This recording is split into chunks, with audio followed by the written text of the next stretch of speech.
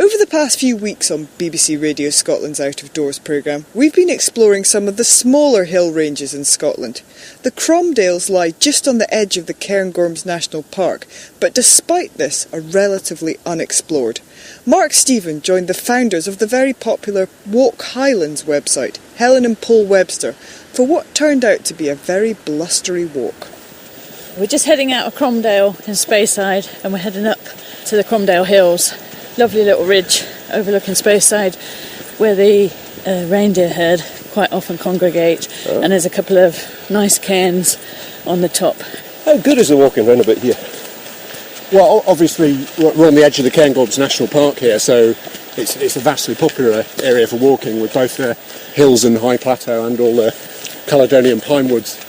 But this corner is very little visited, and you can guarantee even in the summer that you pretty much get there. I don't think I've been up this ridge quite often, and I don't think I've ever met anybody on the Cromdales. But there's also loads of little hidden corners, and down by the Spey you've got sections of Speyside Way, you've got wonderful forest, loads of wildlife stuff. So you've got ospreys, capercaillie, there's otters in the Spey right at Cromdale, we've seen them at the bridge there. There is something for everybody here, isn't there? Well, just when I pulled into your house there, sitting on top of the bird box, there was a red squirrel. They're just eating machines. I mean, they will just sit there and seem to consume peanuts till the cows come home, really. The Labradors of the trees, basically. Yeah.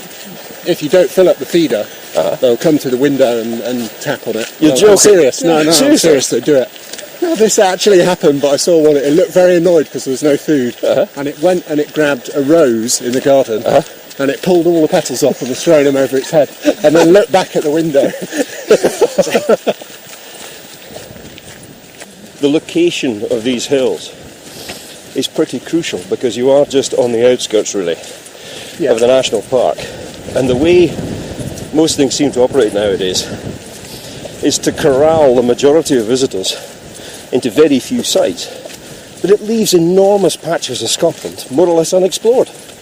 Oh, it does. I mean, it's not just the visitor management obviously focuses people to go where facilities and things have been provided, but it's also the whole ethos of hill walkers wanting to climb Bag Munros, etc. means that the slightly smaller hills like these, just over 2,000 feet, it's hardly anybody visiting, and then they are less spectacular than the core of the Cairngorms, but then they offer you something else, really, because you can discover it under your own steam, and you haven't got to follow the path that's been laid out for you and all the rest, so it's a different experience. That's what we find, feedback we get from the European, Germans, Dutch, etc. They come here for the wild experience, the fact there aren't waymarkers, and that they're more self-reliant, and that's a real big factor. So if I came up here in blizzard conditions in the snow because I had cabin fever and needed to get out, and it took me 4.5 hours of hard slog, and when I was at the top I did feel, you could die up here and no one would know, that's just the weather closing in,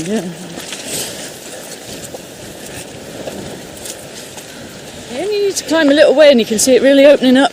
We're looking over Speyside now, and Granton is there, sort of almost hidden amongst the trees. The River Spey you can't see at all, but the line of it would be right down the middle there. Still a slight dusting of snow on the hills above the Slocht, but that's all there is, really. Yeah. The Slocht. No, I'm not gainsaying you at all. You've got a look of panic in your face, but I know you've gone to a lot of time and effort to get it right on your website, Gaelic pronunciations. Yeah, we recorded a speaker from Skye to do all the Gaelic pronunciation of all the hill names, and loads of the place names too, but all the Munros, Corbetts, Grahams and everything, so you can listen to them online, and it's been really popular, especially with people from overseas. Get a lot of Americans and things really keen on that feature. You just press it to hear the pronunciation. You just press it to hear it, yeah.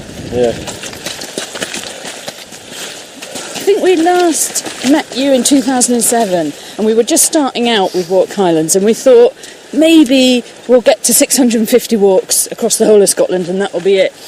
Now we're at 1,500 and the end is nowhere in sight, and the number of other features, interactive features, mobile phones, tablets, that I can see now that we're never going to get to the point where the product is finished or something. It's just an ongoing development, and it's never ending, really. I'd imagine you've got much the same sort of scenarios we've got. You've got a community based around the product, and they're constantly chucking in ideas and suggestions and feedback and things. Yeah, that's right. We tried to encourage people to write about their experiences on the walks, and that's really taken off, that people are recording all of their walking and where they go, but then other people are coming on and encouraging them. So we've had people who've started off doing like little tiny walks, little family walks, or Duncrine near Loch Lomond was somebody's first hill. Yeah. And then people were going, you should really try and get a bit fitter. Conic Hill will be really good. And then they were off to do Conic Hill, and since then they've become Munro Bagger, and they're off to climb Kilimanjaro in Africa. So it's really rewarding to see that you've kind of had the site's had an effect on somebody's life a little bit. So a lot of people organise meetups where they meet for the weekend. We had a couple actually met on the site and got married. So there's been a lot of positive stuff. Yeah, that's the Piper's Stone where the poor piper allegedly stood piping encouragement to the battling soldiers. I must confess, I don't believe a word of it. I don't believe a word of it because... It's got a sign. Well, I don't care whether it's got a sign in it or not. Pipers are much too sensible. If in doubt, run away. Yes, I kind of had the idea that he was still playing the pipes while his legs were chopped off one by one and that sort of thing. So it's on their flesh. That's the image that I've got. So. Yeah. It's a good location though, because you can see down to the church. You can see the Spey now. Yeah. And the battle would have been fought over this lower land right there. Helen Webster, and you also heard from her husband Paul. The Battle of Cromdale took place there in 1690 between the Jacobites and government forces, a bloody battle by all accounts.